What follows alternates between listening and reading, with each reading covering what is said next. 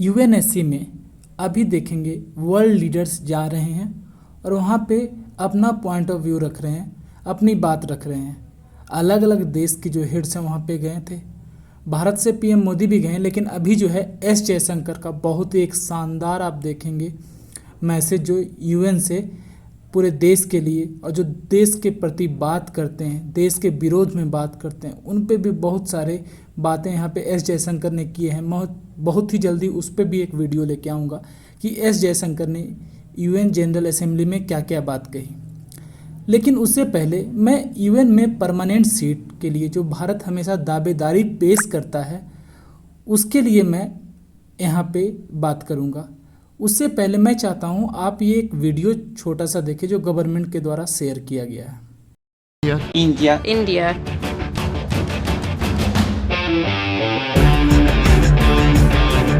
As I reiterate here, is in favour of the Security Council being expanded. Germany, Japan, India, Brazil should be permanent members. Permanent seats for countries we've long endorsed. Germany, Japan, India. Brazil, India, Japan and Germany as permanent members. And more seats for elected members as well. We are in favor of reforming the United Nations Security Council to make it more representative. Portugal supports the African Common Position and the aspirations of Brazil and India to become permanent members. When the UN celebrates its 80th birthday, we'll do so with a Security Council that is in line with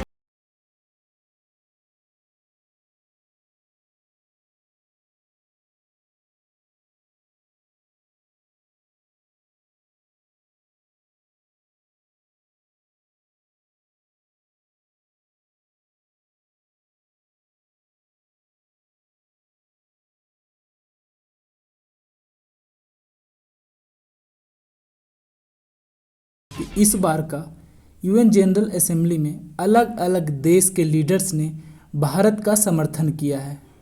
अब पूरी देश को भारत को UNGA में एक permanent seat मिल जाए, इसमें तो हमारी सरकार लगी है, लेकिन साथ में अब दूसरे कंट्रीज़ भी इसको रिकॉग्नाइज कर रहे हैं। अब भारत का महत्व समझ रहे हैं वर्ल्ड लेवल पे कि आखिर भारत क्या है।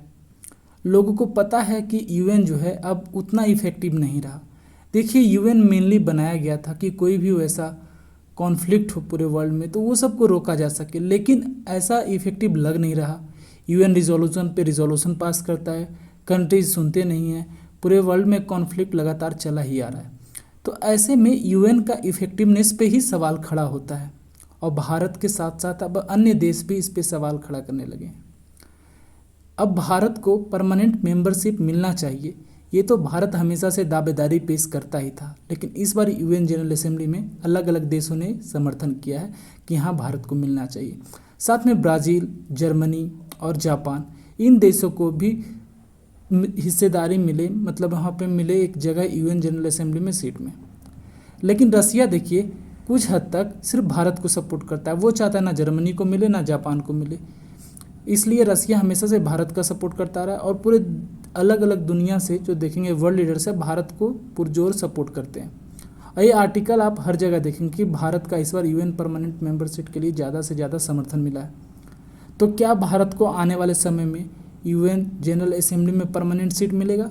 मेन देखिए दिक्कत हो जाता है चाइना का, क्योंकि यूएन में जो 5 परमानेंट मेंबर्स हैं सब एग्री करते हैं, पर चाइना हर बार वीटो लगा देता है, चाइना एग्री नहीं होता है। तो चाइना के साथ फर्दर कैसे हम लोग डील करते हैं ये देखने वाली बात होगी, क्योंकि अगर चाइना एग्री हो जाता है तो चांसेस बहुत ही ज़्यादा है कि बहुत जल्द परमानेंट मेंबर यूएन के हम भी होंगे जनरल असेंबली के, और साथ में सिक्योरिटी काउंसिल के। सबसे मेन इंपॉर्टेंट तो सिक्योरिटी काउंसिल ही होता है। तो उम्मीद करता हूँ आपको ये टॉपिक समझ में आया होगा कि आखिर इस वीडियो का बनाने का पर्पस क्या था। मैं आपको बस इतना बताना चाहता हूँ कि आपको पता चले कि आखिर हमारे सपोर्ट में कितने देश खड़े हैं, कैसे हमारे देश जो है यूएनजीए में बात कर रहे हैं कि हाँ भारत को परमानेंट सदस्यता मिलना चाहिए।